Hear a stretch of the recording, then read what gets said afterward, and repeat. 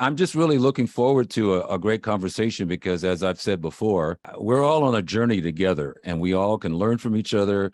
But I think that the more we understand about ourselves and the unconscious things that influence how we perceive the world and how they affect our interactions, that can only be a good thing, because I think it's going to enhance your life both professionally in the workplace as well as personally. And I think that, as you've mentioned early on, Jolene, our demographics are changing, and this country in particular is becoming more and more diverse. And I think it's by 2045 that you will do kind of a flip flop where white people will be in the minority. So, and I say that only to say that it behooves us to really try and connect with people, understand each other, but that takes time, and it's not always an easy breezy thing either. So I'm happy that you're all here, willing to be on that journey with us. My name is Jolene Jang. I'm a petite Asian, and I have a white background with a red spotlight, kind of like Japan flag. Unintentional, but that works. And I am middle-aged. My hair is long past my shoulders, and I am ethnically Japanese, Chinese, and Swedish, and I'm culturally Japanese American. And my professional background is I used to be the fun specialist for about 25 years. So that's when I met Kai, who's on the call here. And I did a ton of team building and professionally talking about how to maximize events, how to get people involved, and adding the fun into it and talking about innovation. So now I am talking about Asian inclusion, because it is so dire. People really need to know what's happening to Asians, and people really don't know about it. And so that is my main focus here. So Kevin, who are you? Who am I? Yeah, thank you, Jolene. Hi, I'm Kevin Henry, and I'm a short version diversity, equity, and inclusion consultant, trainer, and writer. For 20 years, I had the good fortune to help create and manage the diversity, equity, inclusion program for the city of Bellevue. And it's been really nice because I was gone for 5 years and I came back and reconnected with a lot of those people that I worked with previously. And it's like we didn't miss a beat. You know, we're just right back in the thick of it. So I do a lot of work with nonprofits to help them with their strategies, their diversity work, their training, do a lot of work at conferences and things like that, as well as do some freelance writing and write about social issues. So it's something that I'm really enjoying, the diversity within my work. I think it's so important. I was so eager to work with Jolene because Jolene and I go way back to when she was the fun specialist, and I hadn't seen her for about 15, 20 years or something. And I reunited with her on the Zoom call I guess it's been about 2 years now. But I think it's so important that groups of color and individuals of color come together across those racial lines, whether it be working with white people, but also working amongst ourselves. And I think that Jolene raises a good point that during the Black Lives Matter, during the George Floyd murder and things like that, where there needed to be the attention given to that and address the issues that were underlying, that a lot of times what was happening to the Asian population was just being kind of overshadowed, being ignored. The violence, the brutality, the harassment, a lot of that was just getting lost in all the media noise. So I think this is a great opportunity to really put the spotlight on some issues that too often aren't covered or unfortunately aren't thought about. So very happy to be here. A lot of the things that I talk about I talk about Asians because nobody is, but a lot of the things we talk about are universal. Our first slide is how diverse is your network, which I think is appropriate because, first of all, diversity means different things to different people. And somebody might say, oh, I have such a diverse life and I have such a diverse circle of friends and people I work with. And somebody might come along and say, well, that group isn't diverse at all. I think, unfortunately, there's a tendency at times, and some people might call it, it's an old term, tokenism, where somebody will say, well, Jolene, my one Hispanic friend that I talked to about this particular issue said, blah, blah, blah, blah, blah. And this is the only person of that particular culture that is within that circle, but that person still considers, oh, I have diverse friends. I have one Black friend, one gay friend, one Asian friend, and a guy I know in a wheelchair at work. So I'm diverse, check the box. I don't need to discuss anything deep here. So we really want you to just think about, and you can think about this as we're going through this workshop, just how diverse is your circle. Look at your Facebook page. If you were to break it down, look at who you work with, because a lot of times people have more diversity at work because they weren't, for one thing, they weren't responsible for hiring people, but then they go home or to their town somewhere and everybody pretty much looks like them. And that's where they spend the majority of their time. 60% of the US is white, and the shoreline is 60% white. In 2045, the country will be less than 50% white. So it's important to start thinking about, okay, white folks are no longer going to be in the community. And so how do you get along with people of color, and to start thinking about new perspectives? Well, and the thing I just wanted to add too is that, and this relates to the whole lens thing, is that I always say there's diversity within diversity too, because there's also a tendency in our society which loves labels to say, well, you know, all Asians are alike and all Black people are Democrats, and and all people that live in farm towns think a certain way. And there's so much richness and diversity within that. So it takes time, again, to really dig deep and really start treating people as individuals, but at the same time, examining some of those old stereotypes that are in the back of our brain. Thank you for that. And just to recognize a few people on the call. So we have people from the New Podcasters Association here, people from Empowered Asians, Asian Allies, people from USOR. And so there's a number of folks on the call. And then Susanna Southworth is from the same Rotary that you're in, Kevin, Right. the sex trafficking against it. And so Again, the Rotary against sex trafficking. so I just wanted to, because sometimes you got to be clear, right? Because I see You got to be real clear with that one. ads selling Asian women, right? We did a program on this fetishization of women. So I just want to be clear on that. So for this exercise, we have tried to gamify it a little bit. So what do you see here? They all look white, says Fawn Anderson. This was the inclusive collection. This is the Olympics, during the Olympics. This is the inclusive selection. We have the white, well, they're all white except for the Black one. But also she's the same.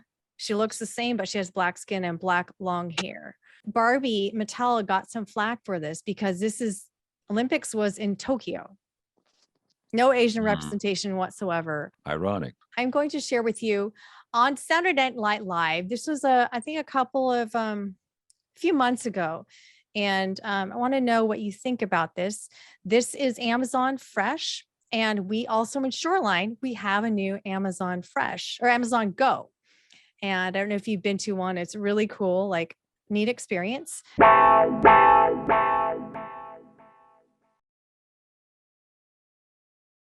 What do you think? All right. Yeah, we got to get some feedback on that one. Comments? My son is Black, and there is no damn way he would walk out of a store without something unless he expects to spend the night in jail. So, I mean, it happened once before to him. So he is traumatized for life. So there's no way. Thank you.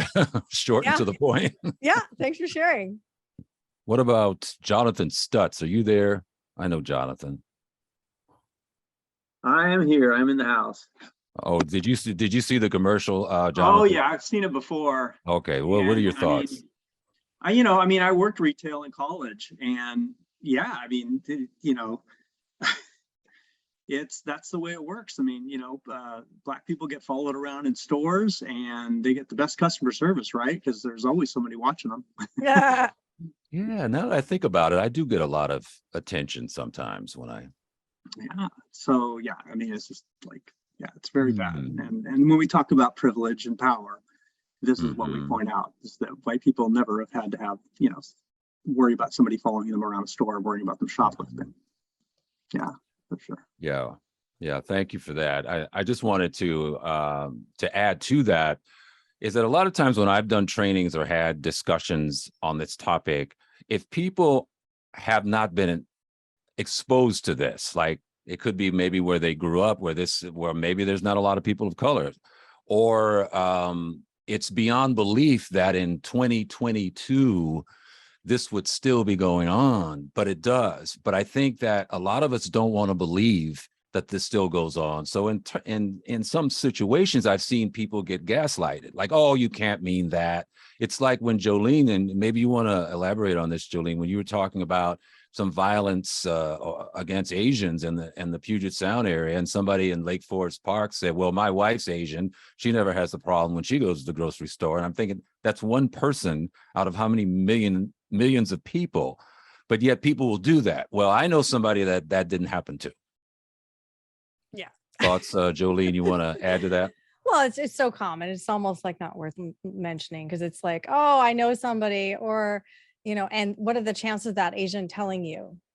They're not going to tell you unless they fully trust you. And I don't talk to, unless my friends are in this group. I only have a handful now that I will say anything to at all about anything, because I don't want to be gaslit. It's not worth it for me. So I don't tend to talk that much anymore, because I don't want to be rejected or told that, oh, you're making a big deal out of it. Han, did you see that? Do you want to comment on the SNL Amazon? Go. Sure, I can comment. I thought it was funny, because sometimes you just have to use humor to talk about these things, right? It's tough. It's difficult conversations, and it's difficult to be lonely in your mindset, right? And not wanting to share this stuff because you might get pushback and gaslit.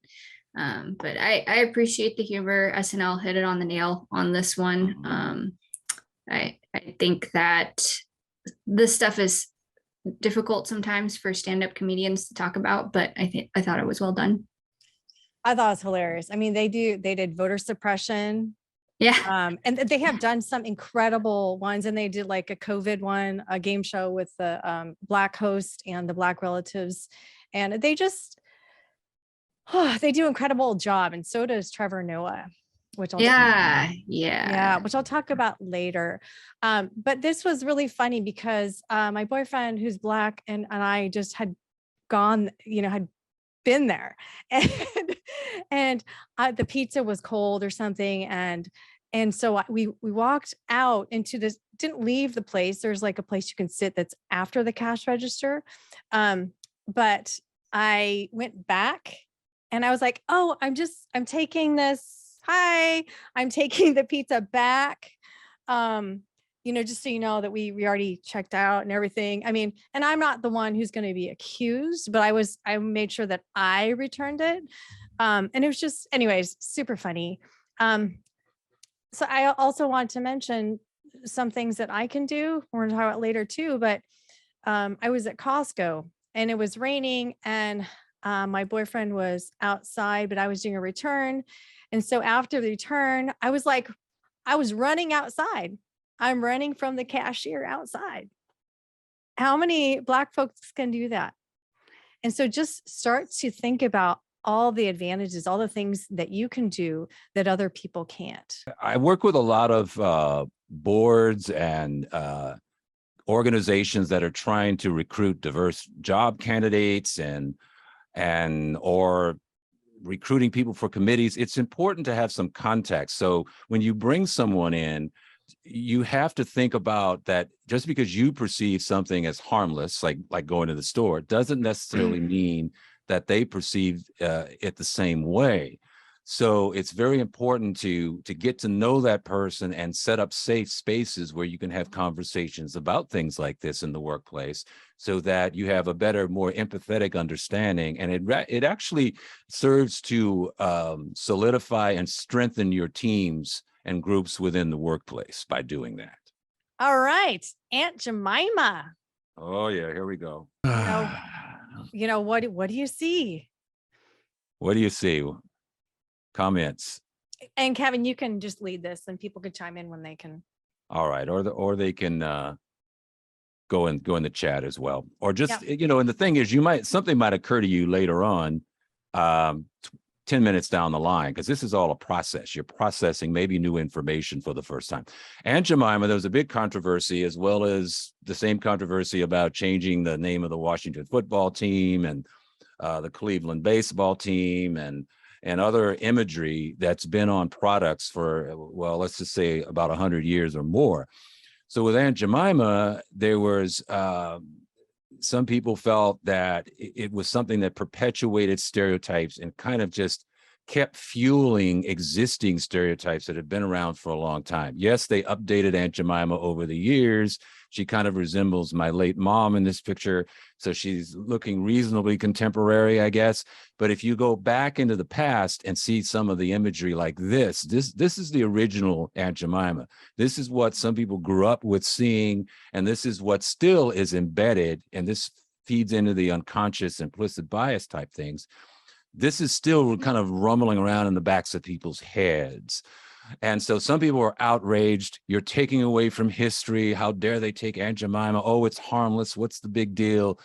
Well, throughout the years, just like a lot of people of color, who, especially growing up, a lot of children of color, Black children I'm thinking of, did not have positive images of themselves. All we basically got were characters who were either chauffeurs, train porters, Aunt Jemima, Step and Fetch It, Amos and Andy. And this is what was used as a tool. Same thing with Asians. Thank you, Rebecca. That reinforce these stereotypes. So this isn't just benign, this type of imagery. This is very So with the structured. bullet train, I know that a few of you have heard of the bullet train and looks like a good movie. What I see is, oh, wait a minute, bullet train. Taking a look into that, it's actually a Japanese novel.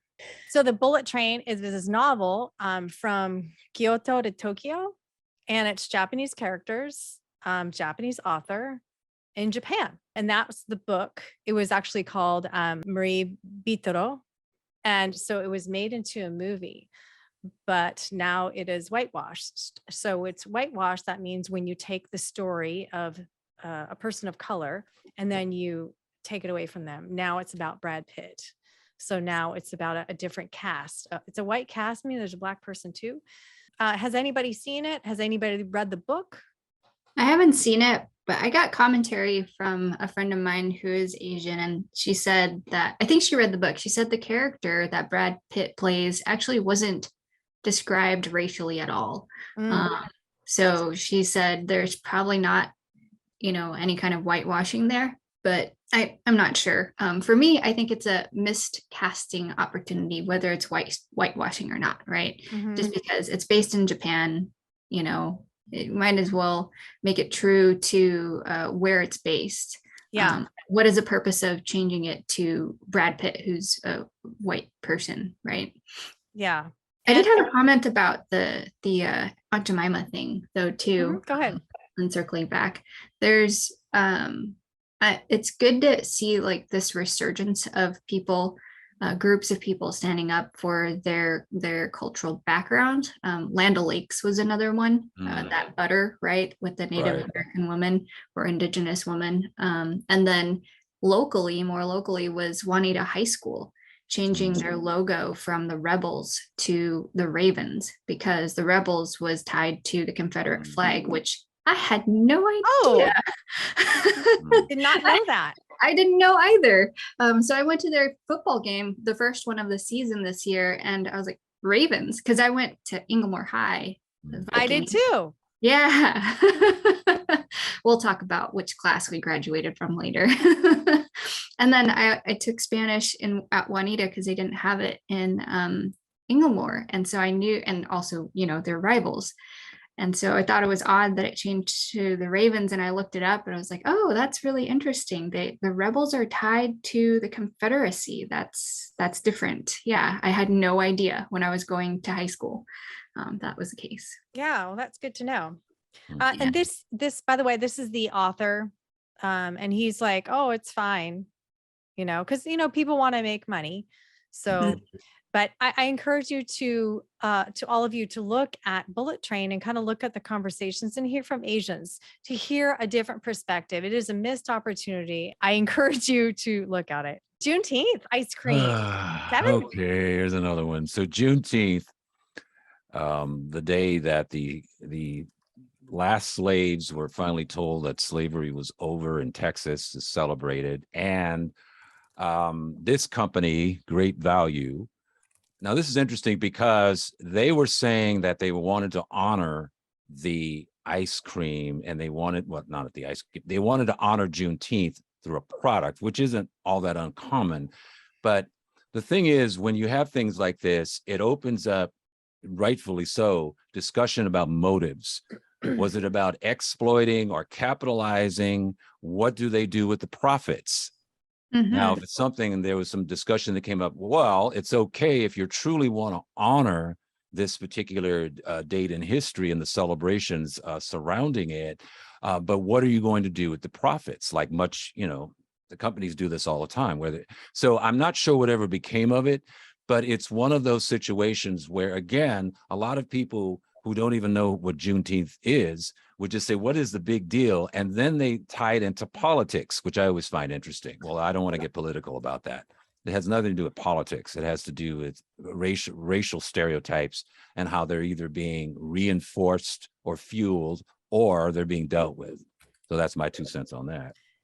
And a little bit about it too is that there are Black ice cream makers. So why not celebrate them and whatever they're doing for that month? So that's an option on how to celebrate in a more appropriate way. Absolutely. I have thoughts on this. There were some city council members, and I won't name anybody, who were asked questions during an interview about how they would encourage the inclusion and growth of diversity of this particular city. And their response was, well, we have welcome in multiple languages on our city hall building. And then another candidate said, oh, I will, because they owned a restaurant or own a restaurant, and I'll feature, Asian inspired cuisine. And my thought behind that was, well, who's gonna cook it? Who's gonna be the inspiration, right? Are they gonna feature an Asian chef at their restaurant and elevate their name, or are they going to just, do something like this Juneteenth ice cream? So the whole idea is really, as we talk about these different examples, think about when we do something, we don't know what the impact is. And if we're around, I mean, I'm around white people nonstop until the last couple of years, that, and I grew up in the same system that everybody else here in White Bothell. I was one of the few Asians. And I'm, was in the National Speakers Association. So there was, of us professional speakers, out of the 2,500, there were 7 of us Asians and 3 Asian women. So I am embedded in the white community. And so if I say something, I probably don't know, oh, did I totally just offended somebody, because I'm not in that many communities. So this is just an encouragement to hear different perspectives. So to think a little bit before responding, and listen and learn and not deny, just really listen is the big key here. How many of you saw Star Wars with Kelly Marie Tran? Oh, Joey did. So Star Wars, Kelly Marie Tran, and Joey is just entering right now. But this was a big deal. This is the first person of color to play a lead, right? It's always been a white lead. And so there was a lot of controversy about this. So Joey is from the new podcasters group. He and Amy Spitzka, who are both on this line, they're such a welcoming group. He did, with his Star Wars podcast, he did an interview talking about Kelly Marie Tran and how this relates to Asians who are not famous. And she was given so much hate and death threats. She had to shut down all of her social media. And it was just, it was really evil and terrible, because people did not want to see a non-white lead. And she's a female too. Ooh. And I even had a conversation with one of my tall, white, blonde, blue-eyed friends who was just so mad that also he felt like the victim. Now Star Wars is taken over. I'm like, do you know that I'm Asian, right? Right? You know this, right? So well, somebody pointed out that because there was some controversy about would the next James Bond be Idris Elba, and it was like, well, you can't have a black man playing James Bond, and somebody pointed out, it's really interesting that people get so excited and upset about fictional characters that aren't even real people.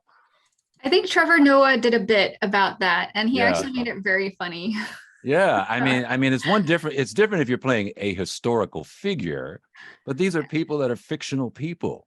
There were like logistical issues with Idris Elba being James Bond that you I know some of my female Trevor friends Noah's love thing. it. Yeah, Kelly Marie Tran. I mean, I was super excited. I mean, unfortunately, the story wasn't written spectacularly, and I don't mean to offend anybody who's friends with the writer, but her and Jonathan Boyega really got the brunt end of racist remarks and hate. Having a black stormtrooper or an Asian female lead was just not believable to a lot of the toxic Star Wars fans. And I think Star Wars fans are another type of group. And I just want to brag about Joey again. And I put the link in the podcast that he did with me, and he did so much research and really paralleling the information with Star Wars, his podcast, and then bringing me in layperson, Asian person, and really kind of being a leader on that, because Star Wars, I think, is pretty white hobby, I think, for a lot of part. So pretty neat. So anyways, and I'm not a Star Wars fan, but I can imagine what a big deal it would be to be an Asian and have an Asian representation. Mindy mentioned Ariel, so we hold on, we're getting there. All right, boom, great segue. How many knew that the Little Mermaid, the next Little Mermaid is black? So this is the reaction of a young girl seeing black Ariel. I think she's brown.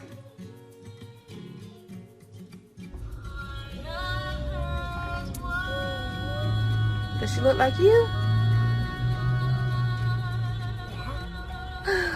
How does she look like you? Well, she's brown. Well, she has brown skin. Ooh.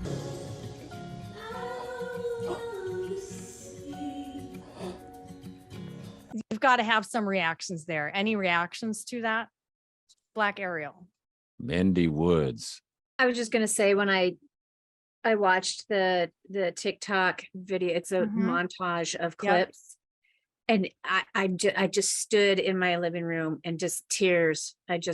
Every single time, just thinking about every little girl that finally saw themselves being represented, and then just disgusted that they're in such shock that they're finally seeing somebody, a fictional character, look like them.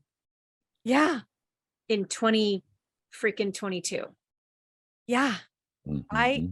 I was just today I was just crying. I was like tears of joy. I mean, I think about it and I cry. There are so many just precious expressions and what this means. And so there's more to the story here. And I have links also to the two stars here, one in Little Mermaid and one, they were found by Beyonce. They're singers and now they're going to be actors, and it's incredible. And they want to be, social, they want to use their platform for good. I wanted to mention too in the chat that there's some really, I really appreciate the comments, and Christopher had added some depth to the whole Little Mermaid story. So appreciate that. And I would really encourage you to read some of the comments, such as Christopher's, because they add several layers of depth to something. Because again, a lot of times something happening today, if you don't know the history of something, it's very easy, and this is part of the lens, to dismiss it or say, well, what's the big deal? You know, I mean, it's just a little girl, and you know, why do people make it all about politics all the time? You know, that kind of thing, because there's a thread, historical thread to every issue that comes up in the present. And until you trace that thread to the past, you don't truly understand the context and the impact of what's happening today. So as we look at different views of this, so with Star Wars, big deal to Asians. With Black Ariel, Little Mermaid, wow, big deal. And to me, I mean, I feel that. I'm like, wow, I can't imagine. I still can't even imagine having a role model at all when I was a kid. I just can't. What does that even look like? But I can appreciate what they are seeing. And if you look up hashtag not my Ariel, you will have some different opinions, right? We're talking about different perspectives, seen through cultural lenses and seen through white lenses. So if you look at Not My Ariel, I do encourage you to look at that. Why are you ruining the classics? And just blatant, like ridiculous, mean things. Does anybody know this movie, Turning Red? Have you seen this? Yes. Okay, Joey has seen it, and yes, and Betty, I encourage you to watch it. It's a Chinese American girl, and she's kind of punky Brewster and blah, you know, really playful, yet she has the traditional things. She goes to the church and helps her mom and do all the chores, and she can't do extracurriculars. I mean, that sounds so familiar. I mean, I didn't have that, but I think a lot of first and second generations, they didn't really have a chance to do the fun things with friends because they needed to study all the time. If you look at the backstory, they're talking about, it was all women producer cast, and they were moms. Most of them were moms. Oh, I encourage you to look at that, because it was empowering. And not everybody felt this way. So there was a controversy around it. So here's just, you know, some Pixar films are made for universal audiences. Turning Red is not. The target audience for this one feels very specific and very narrow. If you're in it, this might work very well for you. I'm not in it. This is so exhausting. And this letter was removed, and then the editor apologized. Oh, I can't believe all the things he said, blah, blah, blah. And then the person who wrote it said, oh yeah, he gave a non-apology.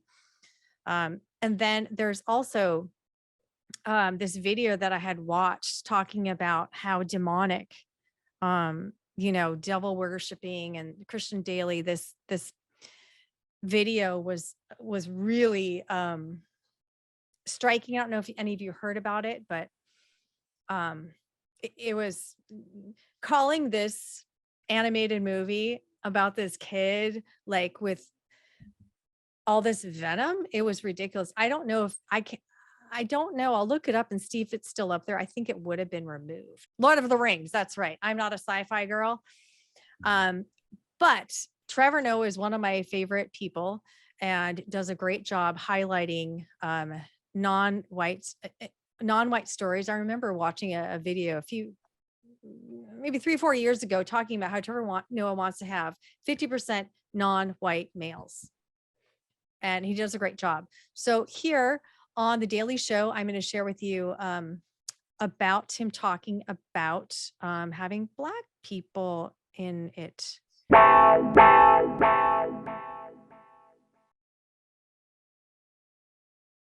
Boy. Any thoughts on that? And any sci-fi people out there? And has anybody read up on this? There is a backlash, and it is Yeah, I read up on it, and people were trying to say that the author, right, Tolkien, is made the elves pale-faced, is how he described it. But there's backlash whenever there is a white character being replaced by a non-white character. So we see the same in Sandman when they casted Dream as a Black woman.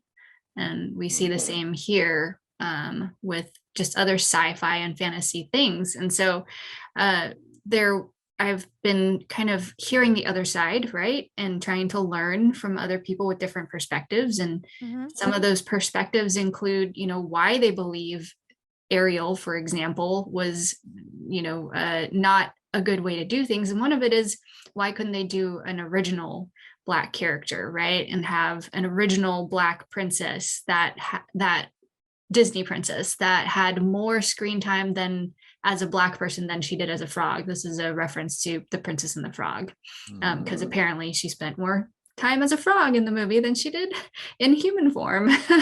And so the commentary is valid in that sense, but then the same person that made this comment also said, well, diversity means getting rid of white people. And that's the goal, right? And that's where he lost me. I was like, oh, okay, this is a little bit different. And so the thought on other people's minds, and this particular guy was Black as well, is there's some validity behind what they're saying. They don't want an offshoot live action Black Ariel. They want their own thing, or he at least wants his own representation. But to say that it's all wokeness and it's tokenism and it's how did he put it, diversity for the sake of decreasing the number of white people we see on screen, I don't think that's the goal at all. Interesting, isn't it? Mark, you have your hand raised. Go ahead. I do. Where is this coming from? These people saying these ludicrous statements about what they care, what a character looks like. Who are these Everywhere? people? Everywhere? No, I mean, I want specifics. Like, are there? I can send you links, because these are people that have a conservative following, and they comment. It's good to hear what their thoughts are. Are these people in the United States, around the world? Yes, in the United States. Oh, Okay. yeah. Where in the United States? I have no idea. I just found the guy on YouTube. All Well, right. if I well, could- I'd go- like to speak for myself. So I'm a white heterosexual male, and I could care less about any program I watch and who they are and what their background is. If I'm watching a show, I'm watching for talented acting. I'm watching for something of interest. I could care less about who is in it and what they're supposed to be. And I think most people think like that. I think these people that spend their time wasting their time caring about stuff like this are in the minority. And I feel very strongly about that most people think this is absolutely asinine. Would anybody like to speak to that? I think that comes from a place of, and I'm not trying to target you, right? I think it comes from a place of privilege to say you don't care about that, when a lot of times white heterosexual men are featured prominently in Hollywood, especially in America. And I think that until people are able to empathize with people who are usually not represented in Hollywood, right? It's difficult. It's difficult to care about these topics. What do you mean by coming from a place of privilege? Meaning that you are represented, you as in white men, heterosexuals, are represented in Hollywood predominantly. And so I don't even think about stuff like that, and I could Right, care great. less. So that's a great point. You don't have to think about it because you don't have to, because you're a white male. And I think that's a great, I'm glad you shared this, Mark. But the point is that this conversation like this fosters animosity. People like me who see no color and are open to everyone should not be chastised because I'm a white heterosexual male. And that is what is starting to go on in this country. And it's wrong. It's two wrongs don't make a right. This country has a horrible history of racism towards multiple cultures, including the Asian culture, which is not getting nearly enough attention in our country. It makes me sick. And two wrongs do not make a right. And to sit here in 2022 and blast people like myself purely because of who I am is flat out wrong, and it is racist. So I don't think that anybody is blaming you. I think they are. She just said I'm a privilege because I'm a white heterosexual male. Okay. All right. Well, wrong, okay. and Okay. it's Okay. stereotypical. I'm just telling you flat out, that's a stereotype and it's wrong. I Well, don't make stereotypes about anybody, and Kevin okay. knows that. Okay, so diversity is about differences of opinion, viewpoints, and perspectives. I appreciate what you said, Mark, because it's honest and it's candid. So with a comment like what Mark said, I think that not during this particular workshop, because we've only got about 20 minutes left, I think having a discussion focusing on what does privilege even mean is something that perhaps we can do in the future. But I think at this point, I think what's important is that everybody gets it off their chest. I don't have to agree with it. I don't have to necessarily understand it. But we do have, I didn't want to get to Julie though, because Julie hasn't said anything the whole time. So let's go to Julie. And then we have to wrap this up to move along. But go ahead, Julie. Okay, I did want to speak to that point. So if I'm interrupting in the flow of moving on. That's all right. I didn't mean to make it Okay. sound like that. I'm just Okay. I'm just saying we could talk for 2 hours on that subject. But yes, absolutely. So I'm, as you can tell by my photo, but I am a white female, and I am listening to the comments, and Mark, I understand, and I hear some of maybe what I'm interpreting as frustration a little bit about the audience, and I do want to speak to that, because it can feel, when you're hearing different perspectives and you are a person that maybe hasn't lived that life, it can be hard to hear it. And it's important just to be open and curious about the situation and try to explore different perspectives. So that's what I would just ask, is to be curious and to have an open mind throughout this whole discussion, and to try to not feel attacked for who you are and who you were born into, because none of us could control that, but we can control about learning about bias, and hopefully that will help the flow of the conversation. So, So great example. Thank you for that. And I think that here we are trying to talk about different perspectives, and Mark does have, we've heard this voice before, like that's a common thing, like I don't see color. And the whole title is to see color. We want you to see color because it's part of us. No, we're all the same. We're all human beings. The longer our country focuses on race, the more we are separated. I am telling you, as someone who you guys went on about how we're diverse. I'm not going to give my resume on why I'm diverse. I know I'm diverse, and I'm not going to sit here and defend myself. I am an open person, and I think stereotypes are what are continuing to foster division. Instead of talking about including, we're talking about excluding. And this is the stuff that is splitting up our country. Okay, let's hear from Mindy. Thanks, Go ahead, Jolene. Mindy. So I'm a white presenting woman, and as I said earlier, my son is a young man of color, and what I have evolved to understand is, 20 years, or before that, 30 years ago, I would say I didn't see color either. And as I got into my young adult years and learned more about my Native American ancestry and the atrocities that have happened in this country, to multiple groups of people, I have learned that by saying that I don't see color, I am therefore erasing or not acknowledging somebody else's ethnicity. And by doing that, I am therefore diminishing them.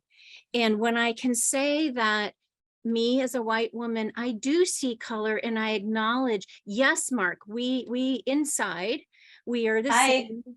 We are the same in my office. Can you mute, please? Yeah, somebody needs to do. Go ahead. I I acknowledge that I have privilege, right? I don't have to, my son and I have both been in a store before. And to somebody's point earlier, Mark, I think Kevin, you said it, where my son got great customer service. And I'm using that as an air quote because he was followed throughout this store as a kid. I'm the white mom who's 20 feet behind the security guard who doesn't realize I'm the mom watching the security guard, you know, watching my son. And my privilege is that I am able to move around in this world in a way that I don't have to worry about things because of the color of my skin. That's not to say that I've had a you know, rainbows and glitter life and everything's been easy. That's not saying that at all. But the privilege is that I don't have to struggle because of the color of my skin or my ethnicity. And so I do acknowledge that I do see color and I see the struggle and I see the differences, but I also celebrate our similarities and our humanity. And because of that, I'm going to step forward and speak up when there's the opportunity to educate somebody or to enlighten or just to have that curious conversation. Great. Thank you. And the North Shore, Kevin, what's that group we're in? Well, it's North Shore, but there's also Edmonds, the Edmonds Coalition. There's several groups.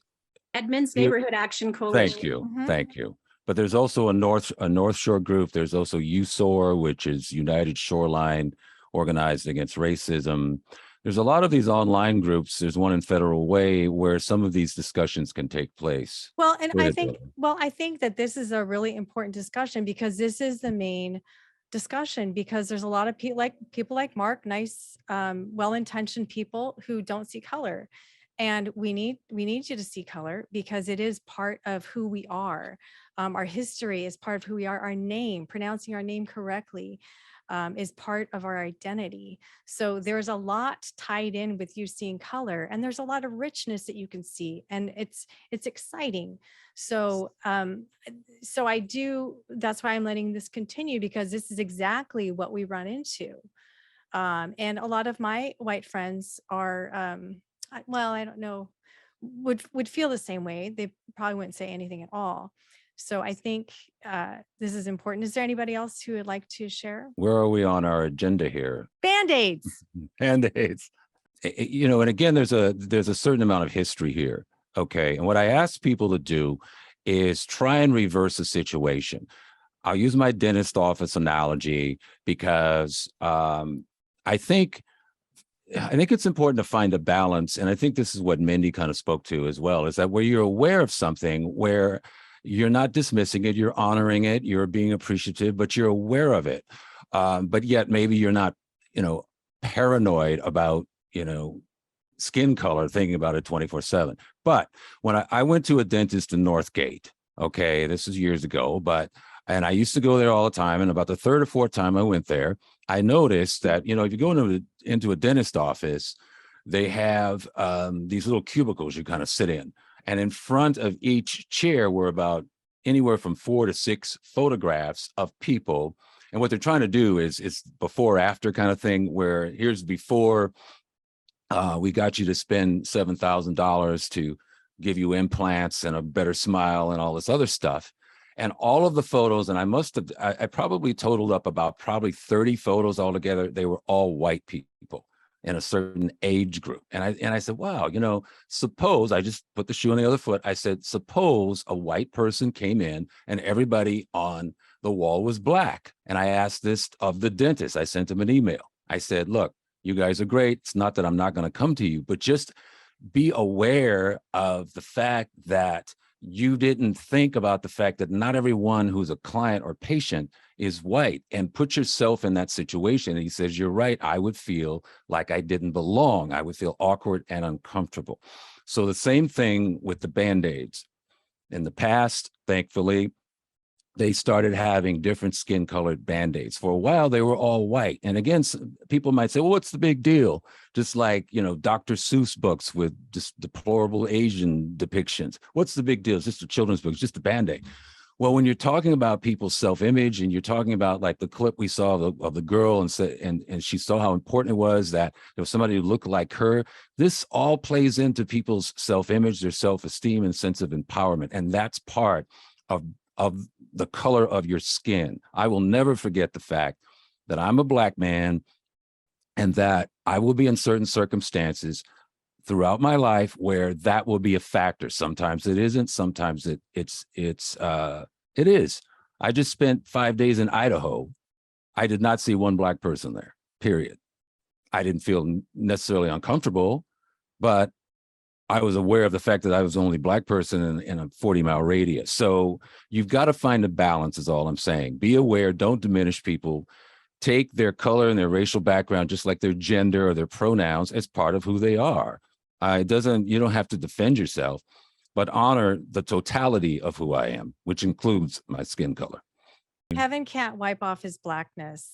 And even though I'm 75% Asian, I'm very Asian looking. So I can't do anything about it. That's who I am. And so it's not, one of my friends, older friend, he's like, well, just emphasize you're 25% Swedish. And I'm like, well, it's not really going to work because I kind of look like this. And my last name is Jang. So people of color don't have choices. So we do pay attention when we're the only person in the room. The reason that I count how many Asians are here, how many Black people are here, that's what I do, because I want to know how comfortable am I going to feel? What's it like? And I used to go to a lot of town halls and NPR events where it's about 90% white liberals, kind of hippie leaning. And I definitely would count almost no Black people and then a few Asians. And I was at this listening party. NPR did this really cool event where they let applicants do a podcast and they would get help to do a 5-minute podcast.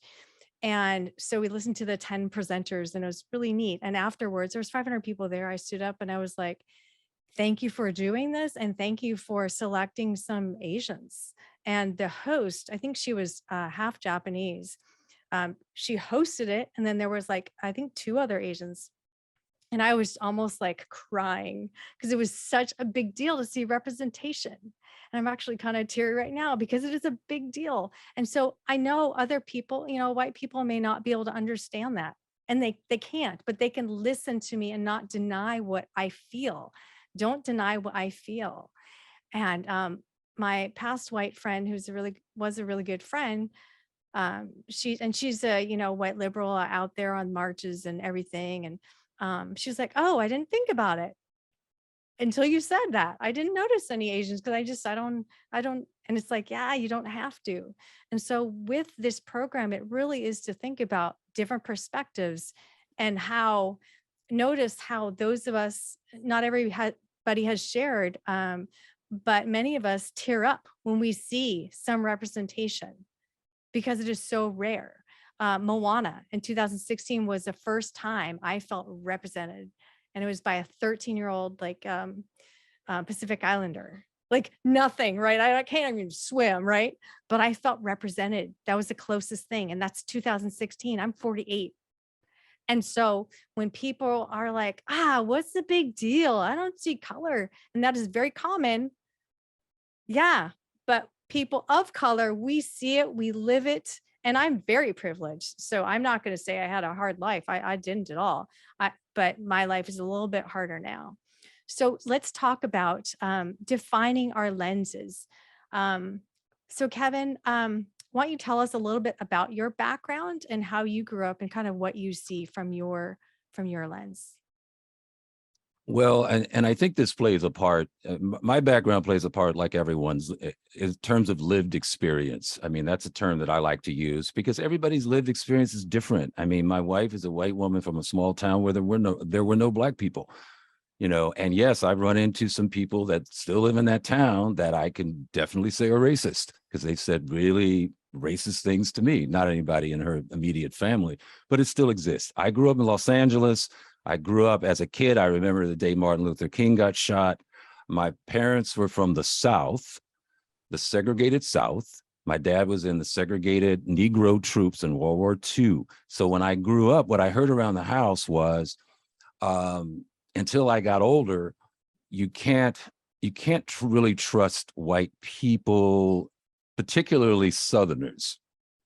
Now, you could trust the white guy across the street, but if somebody was from Alabama or Georgia had an accent, they're really not to be trusted, because 95% chance they're probably racist, because of the experiences that my parents went through, living through segregation in New Orleans and through Mississippi, and being almost killed because they had to defend their property on a Mississippi farm one time. So this is what I'm growing up with. Fortunately, and this is very important, growing up in middle school and high school, I went to a very integrated, diverse school. So it tended to counteract a lot of the stereotypes that I was hearing about Native Americans, about Latinos, about Asians, and about Catholics, for that matter, or Jewish people. So I was fortunate. Not everyone has that good fortune. So by being a journalist, starting out in college as a journalist, I had the opportunity to interview a lot of people from diverse backgrounds. So my lived experience, while I'm not saying I'm the most diverse person on the planet, I still had the good fortune of interacting with a wide range of people. But at the same time, I also knew people who were stopped by the police, who were harassed, who weren't given apartments. And I ran into this a couple of times when I wanted to rent an apartment. The apartment was vacant. And when I showed up, suddenly it wasn't vacant. So it still exists. So the dangers I feel of being colorblind is that it's kind of like, I don't know, turning the lights out in a room and you know there's furniture there, right? If you can see the light, you can see the furniture and step around it. If you don't have the light on, you're going to fall on your face and get a concussion. And so that's what I feel. You don't have to be defensive, because we can't control, as Mindy said, I think, you can't control who your parents were, where you were born, what your lived experiences were, but be open to listening to other people's lived experiences, because that, I think, starts to widen your lens. And I think that's what we're all trying to do here in some capacity.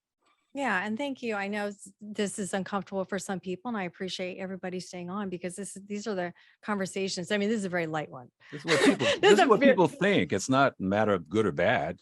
It's just, I respect what people, I don't have to agree with something, but I'll listen to it. And this is a typical conversation that you will all have if you try and talk. I grew up here in Bothell, and we came out here to get a better education. And I think out of there were 3 classrooms, and out of that, I think there was maybe 6 Asians or so. And then in my high school, there were a few more, and I hung out with Filipino guys a little bit. But my core group was white. And I think what happened at Inglemoor is, I think there was one Black guy, Lauren Martin, who was the best athlete and really great student as well. So I remember him. And then we had a halfway house, this new program that had a halfway house, and they brought in their people, and they were all minorities. So you have this completely white school, and then you throw who's from jail, minorities. And so not the best. And then college was diverse a little bit with Asians, and there are about 50 Black people out of the 1,500. But I was president of the Asian Club, and I was participated in Black Student Union. But in after school, I was active in the Asian community for a little bit, and then I went to the National Speakers Association, which is primarily white. And so my network is very white, and my network as well. And it was only recently because my network didn't see color. No, actually, I think some do see color, but don't want to talk about it, because don't want to get in trouble by saying the wrong thing. So they say nothing. And that is pretty bad. So I have began a new network so I can feel supported, and I'm not going to be gaslit. People aren't going to say, "Oh, you're too sensitive," or "I don't believe you," or "I don't feel that way, so you shouldn't either." And so those are the types of things that well-intentioned people do. And so I created Empowered Asians and Asian Allies to have people who want to listen and learn, make mistakes in the group, and try and speak up. And like Mindy did, right? And Julie, to explain to other people, hey, I've been there. And, I learned this along the way. We don't have to know the answers. I've learned a ton in this last day and yesterday in the last 2 years because I've been going out to get better resources.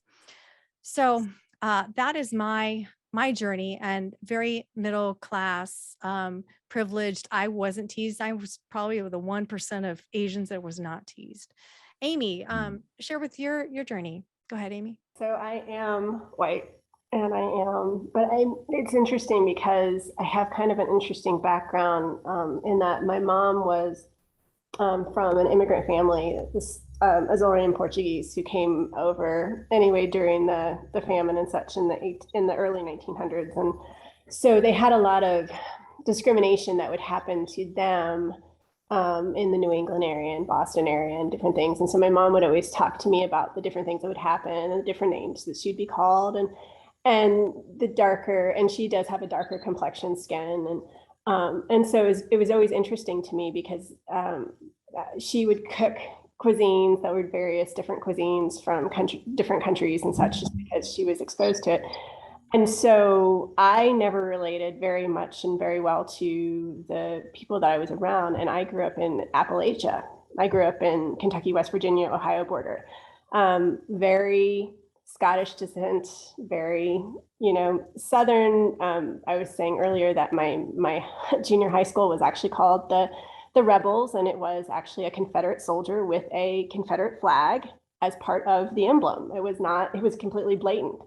And I even on my father's side, unfortunately, a few generations back, had KKK members in my family. So it's very interesting kind of being in this crossroads of seeing, I would have friends that were African American, and some of them, so it was segregated by the city. It was like self-segregation in a lot of ways, in the sense that we lived out in the county, and anybody who was Asian, African descent, and basically not white and super white would live in the city, and then everybody else would live in the county. And it was like what you talked about, Jolene, where you would have kids that would come from difficult homes, or were in jail or something like that. That's what we had too, and that was our diversity, except for the few Asian families that were Laotian that happened to be, and so it was very interesting, very white. And I saw crosses burned on people's yards when they would try to go into living out in the county. I saw lots of civil unrest. I knew I was never to be seen out dating a Black man. And it wasn't that I wasn't interested in, and I didn't have friends and such, but I mean, it was very blatant. My dad would literally had threatened to hurt somebody if I brought them home. So it's so crazy living in seeing those things and wanting to live in a different world. And so I love hearing stories about this. And I love how people are coming together and talking. I love this discussion. And we all have different things we bring to the table. I live in Montana at the moment, and I understand what you mean by being in Idaho, Kevin, and not seeing there's a little bit more diversity here, but not. But I do talk to people and ask them, and for instance, like some of the Asian friends that I have here, I ask them, hey, have you had problems? Have you been harmed, or have you had anybody do anything to you? And everybody's so hush about it. Nobody wants to talk about things like that. It's almost like if they don't talk about it, then it can be forgotten. And so it's interesting. And maybe I'm just not the person for them to talk to about it, but I've asked those different things, and, and just trying to be like, hey, you can talk to me if you have problems, it's okay. But anyway, I feel like at times there's only so much I can do. But I want to do what I can. So that's my thing. Thank you. And also what Joey and Amy have done with the new podcasters is they create this space where I can share what I'm doing with Asian inclusivity. I can vent if needed. We can talk about different things, and I have this space to do it. And they're not going to shut me down and say, hey, you said Asians are being hated on, that's political, and they're not going to do that. So they do a lot in terms of anti-racist, but just by whatever they're doing, right? And all of you in your spaces, in your networks, you can be inclusive by being aware that there are different perspectives. We have any more questions? Betty, did we get? I see Betty's hand up. Oh, great. Go ahead, Betty. Yeah. Hi, everyone. You'll have to excuse it if I sound a little mellow. It is 10:20 on the East Oh, what a Coast trooper. right now. But I wanted to be part of this conversation today. I actually hosted a conversation about cross-racial friendships a little earlier this evening, so I had a chance to reflect on the cultural lens as well. And it's always funny that the more I talk to other people and hear their stories, the more I end up learning about what impacts my lens. So a little background, I grew up in New York City. From my photo, you could see I read as East Asian. So I think most folks get the impression that I am Chinese, Japanese, or Korean when they first meet me, but culturally and heritage-wise, I am South Asian. My family's from Myanmar, Burma. So within the realm of the Asian community, I'm also kind of straddling between two groups at the very least at times, and just trying to understand how do I walk the world appearing as a light-skinned Asian that tend to carry more privilege, but knowing that my family comes from a background of darker skinned Asians that don't carry as much privilege and advantages as well. So just trying to process that as my day-to-day life. And even like growing up in New York, I went to diverse schools, I had diverse neighborhoods, and a lot of it was learned through osmosis. So a lot of my widen perspective is just from just happening to be at the right place at the right time, seeing the wrong thing happen and realizing that bad things really can happen in the world to people of color.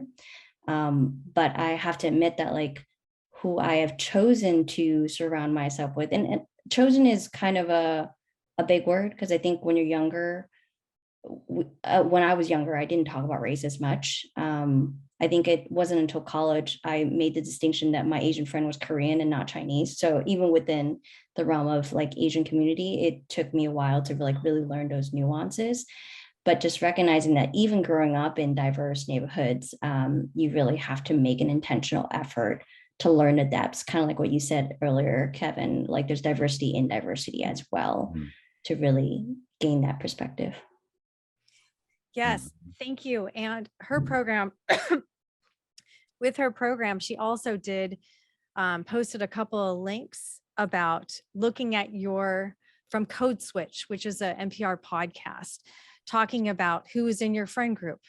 Is everybody white? Is everybody the same income? Is everybody this or that? I mean, my group is not that diverse. It's like just to start thinking about, you can do what you want to do, but think about why things, ask yourself different questions. And she also mentioned colorism. Colorism is not just for the Black community. It is for the Asian community. It's for all communities too.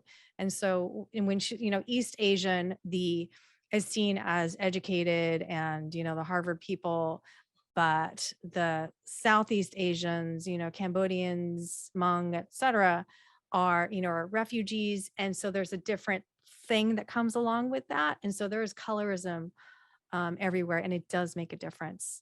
Suni, you had your hand raised. Go ahead. I am the City of Shoreline's Equity and Social Justice Program Coordinator. I work in the Community Services Department, and that's half of my time. And I also work with community agencies. So it's really nice to see some of our neighbors here on the call tonight. But yeah, Jolene and Kevin, since we just have a short amount of time left, just want to I'd like to say, Suni, if you can share maybe a minute about your background and how you grew up. Sure. And you're just wanting me to share just what influences, right? Just the different lenses. Yeah. So something that is surprising for a lot of us, I think I can relate, Betty.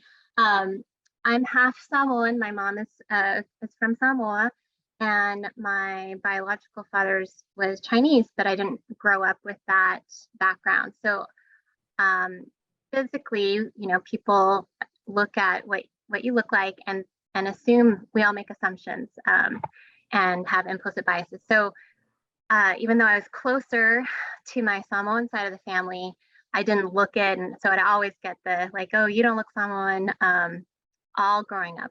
And also because I was raised in the States, I actually grew up in Alaska, which is which is very cold, and I can't take the cold anymore. So moving here, just the, you know, trying to find connection with the PI community, the Pacific Islander community, which when you're mentioning Moana, Jolene, like the PI community was praising when, you know, my family in New Zealand and Hawaii and Samoa, like everyone saw that movie like 10 times. So it does matter. It's meaningful when you haven't been represented to see yourself in film, media, and all those things. And so the connections that we make often or are allowed, you know, invited into, are sometimes, you know, not really based on how we feel on the inside, but how people judge you from the outside, your outside package. So that's a little something that I think we navigate, especially for multiracial families. My kids are half me and half their father, who's white, English, European descent. So one of my kids with genetics looks more Asian, and one of my kids looks more like a white kid. And when I was with my kid who looks more like his dad, the white side, I would get asked, you know, like a little question mark of, you know, people's face, like, are you his mom? Or was I the nanny or something? So it just how people navigate different spaces based on the reactions and assumptions of other people, you know, is impactful. So hopefully all these different perspectives will help build the case to look that people are not all the same, and we're not just all people. I mean, we kind of are, but we can't be that. You know, people have thought that for a long time and it's not working. So I do have, with Asian Allies, I do have a number of videos talking about all these things in case people want some further learning. To wrap here, I think I'd like to just share some action items of what you can do is broaden that lens, listen to some podcasts, listen to some Trevor Noah, listen to just different voices. And Kevin, you want to add to the list? Well, what I was going to say is that if you want to email SUNY or put your emails in the chat, some of your emails I already have, so don't worry about that. And just stay in touch. I mean, this is an ongoing journey. I mean, we had 90 minutes to try and solve the world's problems, right? It's not possible. So I would love to, if there's ideas for topics, you want to know about other groups, things like that, I would love to stay in touch with whoever wants to stay in touch, and we can let them know about a whole wealth of things rather than go through a whole laundry list right now. But USOR, a plug for USOR, United Shoreline Organized Against Racism. You don't have to live in Shoreline to be a part of this, because these issues are happening all over, needless to say. Right. And also Kevin and I both do a lot in our different groups. So, and we have Black and Asian perspectives. So we talk about some social issues and how we, or just social, what happens. And so we have a number of them there. I had mentioned on my YouTube, we have a lot of information, but this will be in the email and it's also on my website, jolenejang.com. You know, things you can do in 30 seconds, 1 minute, share things of people of color. Go to different restaurants, share articles. Kevin P. Henry, so this is his website. It is also early on in the chat. And here's my information.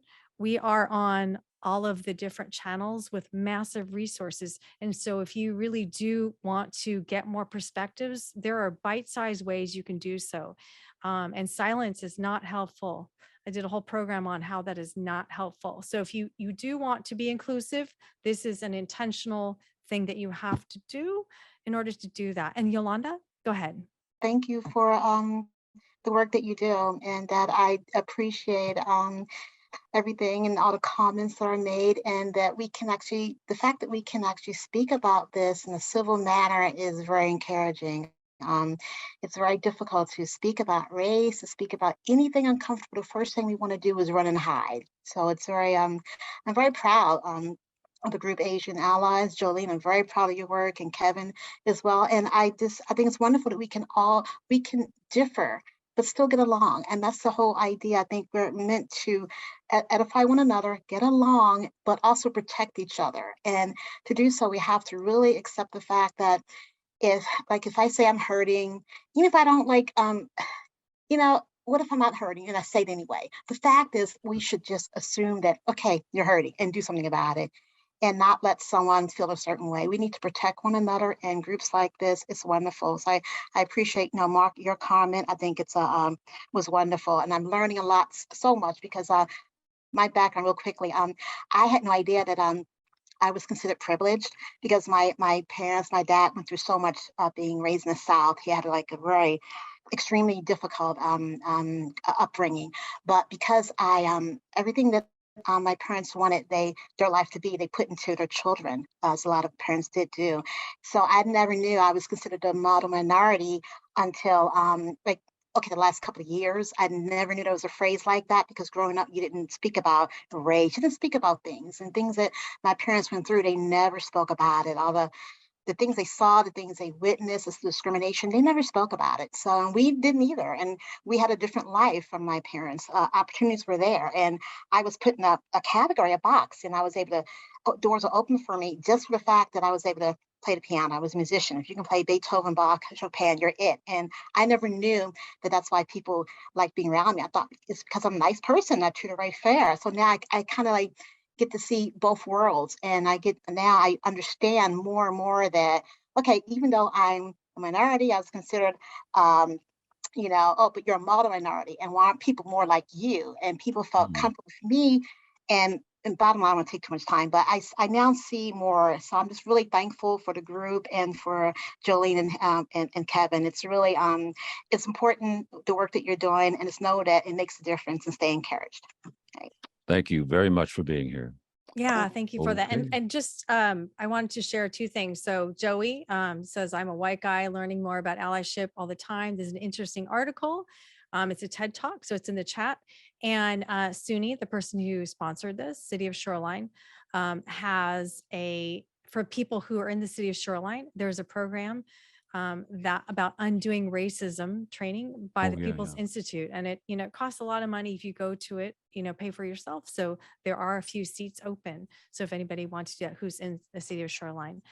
So thank you all for being here. And this will be recorded and sent out, and we'll have a lot of different email items in the email. So then you can share and look in for yourself. You don't have to believe Kevin or I. You can see with your own eyes or look at different sides of issues. Kevin, did you want to say anything else? No, but I guess I would just say is never stop listening. Like Jolene said, like I've said earlier, you don't have to agree with people. You might change your mind, you might not. But the thing is, I think we've all got to listen to each other and just respect everyone's right to have their own opinion. And hopefully we can build some bridges.